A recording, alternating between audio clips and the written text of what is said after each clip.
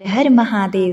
प्रिय भक्तों, प्रदोष व्रत की कथा केवल एक कहानी नहीं बल्कि भगवान शिव की कृपा प्राप्त करने का एक पवित्र माध्यम है।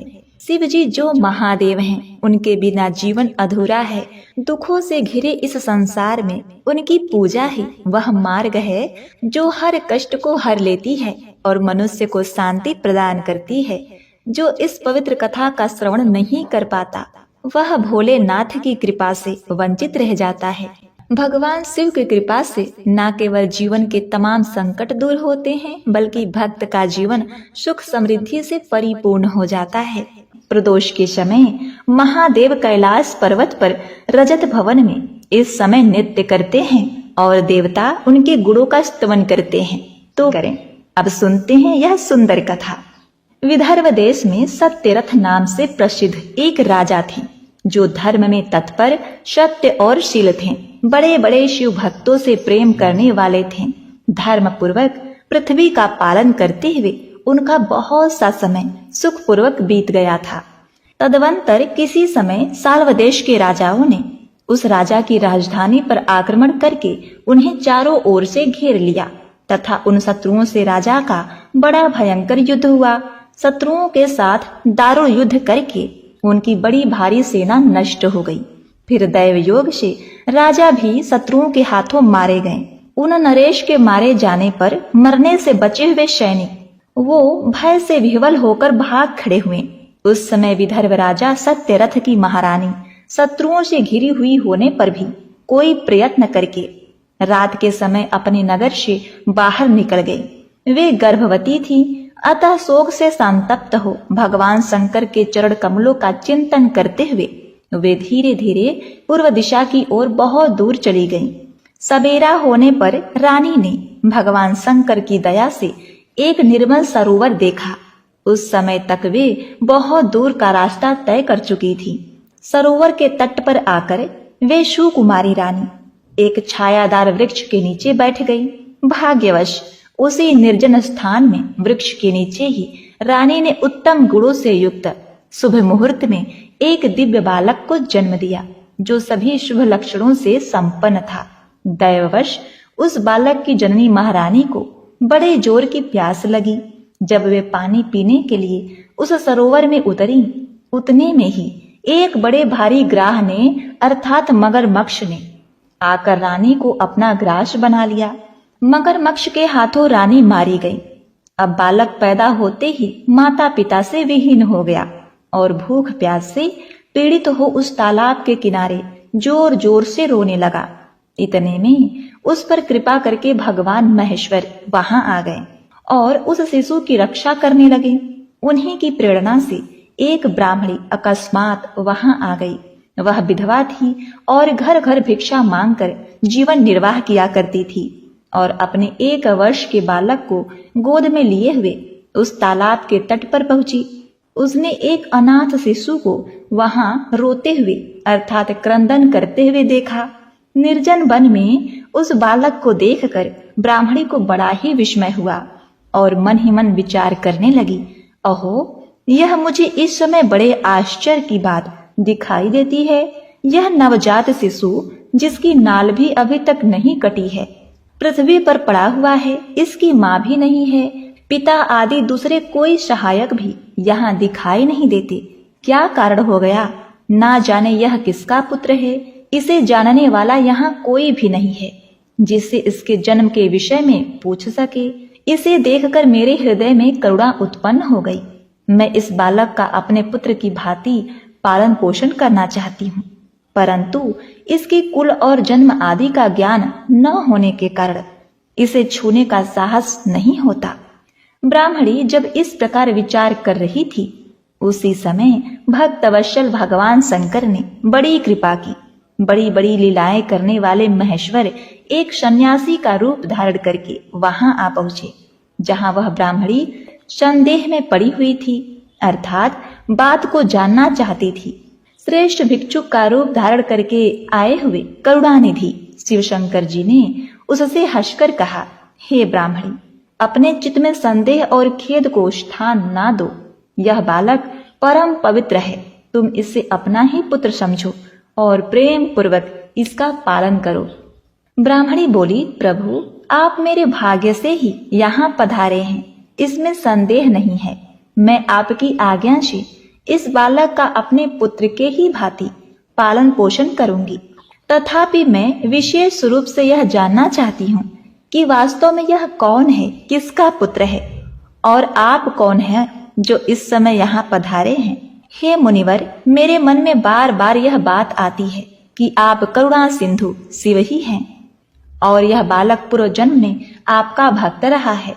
किस कर्म दोष से यह इस दुरावस्था को प्राप्त हो गया है, जिसे भोग कर यह पुनः आपकी कृपा से परम कल्याण का भागी होगा। मैं भी आपकी माया से मोहित होकर मार्ग भूलकर यहाँ आ गई हूँ। आपने ही इसके पालन के लिए मुझे यहाँ भेजा है। प्रिय भक्तों, भिक्षु रूपी शिवजी ने कहा, हे ब्राह्मणी सुनो, यह बालक शिव भक्त विदर्भ राज सत्यरथ का पुत्र है। सत्यरथ को शाल्व देश के क्षत्रियों ने युद्ध में मार डाला है। उसकी पत्नी अत्यंत ही व्यग्र हो रात में शीघ्रता पूर्वक अपने महल से बाहर भाग आई। उन्होंने यहाँ आकर इस बालक को जन्म दिया। सवेरा होने पर यह प्यास से पीड़ित हो सरोवर में उतरी। उसी समय दैववश एक ग्राह ने आकर उसे अपना आहार बना लिया। तब ब्राह्मणी ने पूछा, हे बिच्छुदेव, क्या कारण है कि इसके माता पिता सत्यरथ श्रेष्ठ भोगों के उपभोग के समय ही बीच में ही साल्वदेशीय शत्रुओं के द्वारा मार डाले गए? किस कारण से इस शिशु की माता को ग्राह ने खा लिया और यह शिशु जो जन्म से ही अनाथ और बंधुहीन हो गया, इसका क्या कारण है?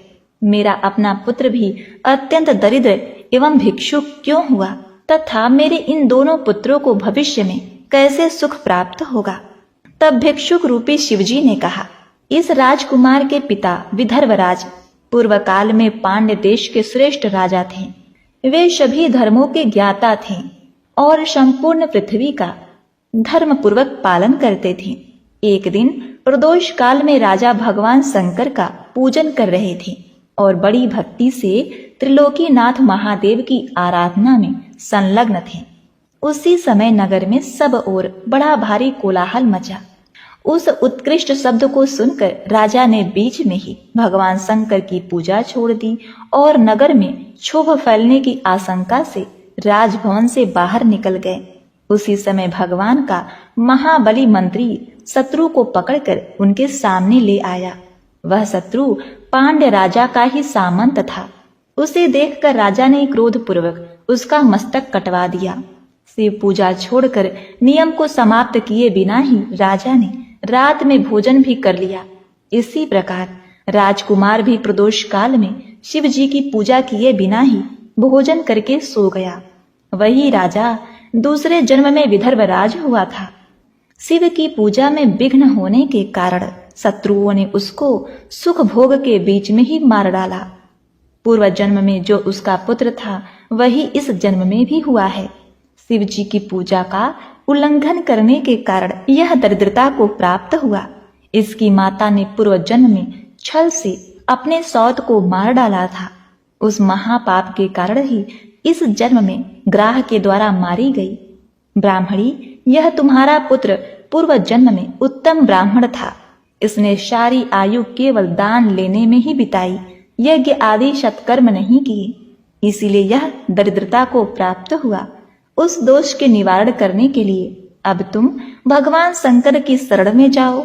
यह दोनों बालक युगों पवित्र संस्कार के पश्चात भगवान शिव की आराधना करें। भगवान शिव इनका कल्याण करेंगे। प्रिय भक्तों, इस प्रकार ब्राह्मणी को उपदेश देकर भिक्षु भगवान शिव जो सन्यासी के भेष में थे, भक्त वत्सल शिव जी ने अपने उत्तम स्वरूप का दर्शन कराया।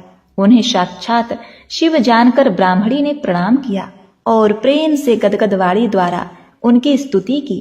तत्पश्चात भगवान शिवजी वहीं अंतर ध्यान हो गए। उनके चले जाने पर ब्राह्मणी उस बालक को लेकर अपने पुत्र के साथ घर को चली गई। उस उत्तम अन्न से अपने बेटे तथा राजकुमार का भी पालन पोषण करने लगी। यथा समय ब्राह्मणों ने उन दोनों का यज्ञोपवीत संस्कार कर दिया।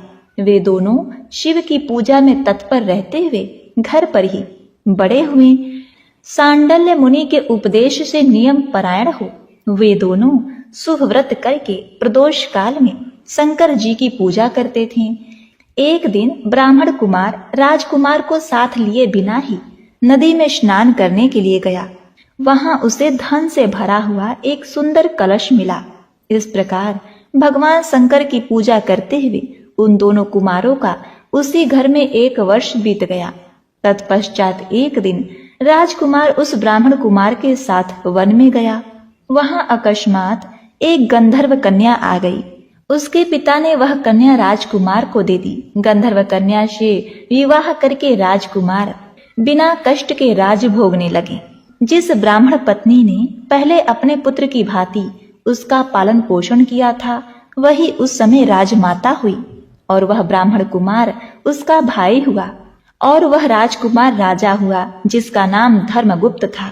इस प्रकार देवेश्वर शिव की आराधना करके राजा धर्मगुप्त अपने उस रानी के साथ विदर्भ देश में सुखपूर्वक राज करने लगे, क्योंकि उस राजकुमार ने अपने पिता के शत्रुओं को पराजित करके अपना विदर्भ राज वापस ले लिया था।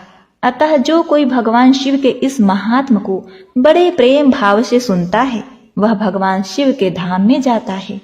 और सबसे पहले प्रदोष व्रत किसने किया, यह दुर्लभ कथा इस प्रकार है। एक दिन चंद्रदेव यूं ही विचरण करने के लिए निकले थे।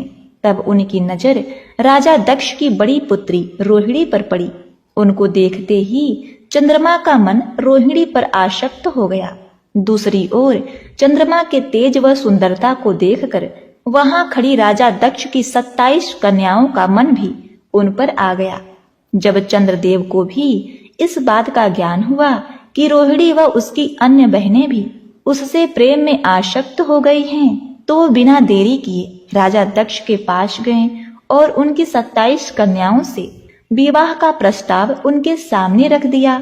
राजा दक्ष यह देखकर आश्चर्यचकित रह गए, लेकिन जब उन्हें अपने पुत्रियों की इच्छा का पता चला तो दक्ष ने भी हामी भर दी। इसके बाद चंद्रदेव का राजा दक्ष की 27 पुत्रियों के साथ विवाह संस्कार करा दिया गया। इसके बाद सभी 27 पुत्रियां चंद्रदेव के साथ चंद्रलोक के लिए चली गईं। चंद्रदेव राजा दक्ष की 27 कन्याओं में से सबसे बड़ी पुत्री रोहिणी से ही सबसे अधिक प्रेम किया करते थे। इसी कारण वे अपना ज्यादातर समय उसी के साथ बिताया करते थे और हर कार्य में उसको ही महत्व दिया करते थे। चंद्रदेव द्वारा रोहिणी को दिए जा रहे विशेष स्नेह से उनकी बाकी पत्नियां अपने आप को उपेक्षित महसूस करने लगी। धीरे धीरे यह उपेक्षा बढ़ती ही जा रही थी। रोहिणी की बाकी सभी बहनों को उससे ईर्ष्या होने लगी। चंद्रमा के द्वारा उनके साथ किया जा रहा यह व्यवहार उन्हें सहन नहीं हुआ और वे सभी पुनः अपने पिता राजा दक्ष के पास चली गईं। राजा दक्ष अपनी सभी पुत्रियों के इस प्रकार अचानक आगमन से चौंक गए और इससे उनका कारण पूछा। तब सभी ने अपने पिता के सामने पूरी बात बेझिझक बता दी और इसका समाधान निकालने को कहा। अपनी पुत्रियों की व्यथा और चंद्रमा के दुर्व्यवहार को सुनकर दक्ष भी बड़े दुखी हुए। उन्होंने चंद्रमा से भेंट की और शांति पूर्वक कहा, हे कलानिधि, तुमने निर्मल व पवित्र कुल में जन्म लिया है, फिर भी तुम अपनी पुत्रियों के साथ भेदभावपूर्ण व्यवहार करते हो। तुम्हारे आश्रय में रहने वाली जितनी भी स्त्रियां हैं उनके प्रति तुम्हारे मन में प्रेम कम और अधिक, ऐसा सौतेला व्यवहार क्यों है? तुम किसी को अधिक प्रेम करते हो और किसी को कम प्रेम करते हो, ऐसा क्यों करते हो? अब तक जो व्यवहार किया है वह ठीक नहीं है, फिर अब आगे ऐसा व्यवहार तुम्हें नहीं करना चाहिए। जो व्यक्ति आत्मजनों के साथ विषमता पूर्वक व्यवहार करते हैं उसे नरक में जाना पड़ता है। इस प्रकार प्रजापति दक्ष ने अपने दामाद चंद्रमा को प्रेम पूर्वक समझाया और चंद्रमा में सुधार हो जाए ऐसा सोचा। प्रजापति दक्ष वापस लौट आए। इतना समझाने पर भी चंद्रमा ने अपने ससुर प्रजापति दक्ष की बात नहीं मानी। रोहिणी के प्रति अतिशय आसक्ति के कारण उन्होंने अपने कर्तव्य की अवहेलना की तथा अपनी अन्य पत्नियों का भी ख्याल नहीं रखा। उन सभी से उदासीन रहे। दोबारा समाचार प्राप्त करके प्रजापति दक्ष बड़े दुखी हुए। वे पुनः चंद्रमा के पास आकर उन्हें उत्तम नीति के द्वारा समझाने लगे। दक्ष ने चंद्रमा से न्यायोचित बर्ताव करने की प्रार्थना की। बार बार आग्रह करने पर भी चंद्रमा ने अवहेलना पूर्वक जब दक्ष की बात नहीं मानी, तब उन्होंने चंद्रमा को श्राप दे दिया। दक्ष ने कहा कि मेरे आग्रह करने पर भी तुमने मेरी अवज्ञा की है। उसी क्रोध में उन्होंने चंद्रमा को श्राप दिया कि तुम्हें अपने जिस रंग, रूप और तेज पर इतना अभिमान है, वह अब नहीं रहेगा। राजा दक्ष के द्वारा चंद्रमा को क्षय रोग से पीड़ित रहने का श्राप मिला, जिस कारण चंद्रमा का तेज हमेशा के लिए चला गया। अब चंद्रदेव के पास ना तो सुंदरता बची थी और ना ही पहले जैसा तेज। दक्ष द्वारा शाप देने के साथ ही क्षण भर में चंद्रमा क्षय रोग से ग्रसित हो गए। उनके क्षीण होते ही सर्वत्र हाहाकार मच गया। सभी देवतागण तथा ऋषिगण भी चिंतित हो गए। परेशान चंद्रमा ने अपनी अवस्था तथा उनके कारणों की सूचना इंद्र आदि देवताओं तथा ऋषियों को दी। उसके बाद उनकी सहायता के लिए इंद्र आदि देवता तथा वशिष्ठ ऋषि आदि ऋषिगण ब्रह्मा जी की शरण में गए। ब्रह्मा जी ने उनसे कहा कि जो घटना हो गई उसे तो भुगतना ही होगा, क्योंकि दक्ष के निश्चय को पलटा नहीं जा सकता। उनके बाद ब्रह्मा जी ने उन देवताओं को एक उत्तम उपाय बताया।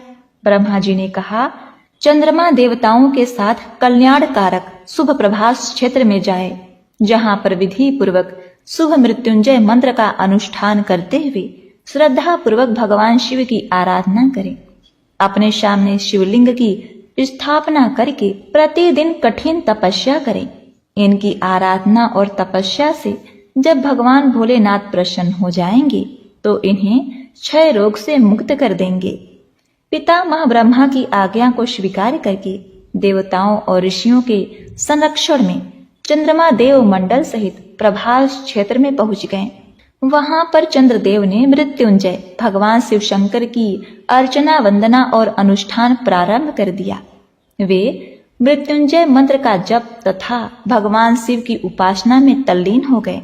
ब्रह्मा की ही आज्ञा के अनुसार चंद्रमा ने 6 महीने तक निरंतर तपस्या की और वृषभ ध्वज का पूजन किया। 10 करोड़ महामृत्युंजय मंत्र का जप तथा ध्यान करते हुए चंद्रमा स्थिर चित्त से वहां निरंतर खड़े रहे। उनकी तपस्या से भक्तवत्सल भगवान शंकर प्रसन्न हो गए। उन्होंने चंद्रमा से कहा, चंद्रदेव, तुम्हारा कल्याण हो। तुम जिसके लिए यह कठोर तप कर रहे हो, उस अपनी अभिलाषा को बताओ। मैं तुम्हारी इच्छा के अनुसार तुम्हें उत्तम वर प्रदान करूंगा। चंद्रमा ने प्रार्थना करते हुए विनय पूर्वक कहा, हे देवेश्वर, आप मेरे सब अपराधों को क्षमा करें और मेरे शरीर के इस क्षय रोग को दूर कर दें। इस श्राप को पूरी तरह से समाप्त करना भगवान शिव के लिए संभव न था, अतः मध्य का मार्ग निकाला गया। उन्होंने कहा, चंद्रदेव, तुम्हारी कला प्रतिदिन एक पक्ष में क्षीण होती रहेगी, तुम्हारी दूसरी पक्ष में प्रतिदिन वह निरंतर बढ़ती रहेगी। इस प्रकार तुम स्वस्थ और लोक सम्मान के योग्य हो जाओगे। भगवान शिव का कृपा रूपी प्रसाद प्राप्त करके चंद्रदेव बहुत ही प्रसन्न हुए। चंद्रमा ने प्रदोष काल में भगवान शिव का कठोर तप किया। उनकी भक्ति से प्रसन्न होकर भगवान शिव ने उन्हें श्राप से मुक्त कर दिया और अपने मस्तक पर धारण कर लिया। इसके बाद चंद्रमा की कलाएं फिर से बढ़ने लगी और पूर्णिमा पर वह पूर्ण चंद्र के रूप में दिखाई देने लगे। तो प्रेम से बोलिए शिव शंकर भगवान की जय। ओम नमः शिवाय।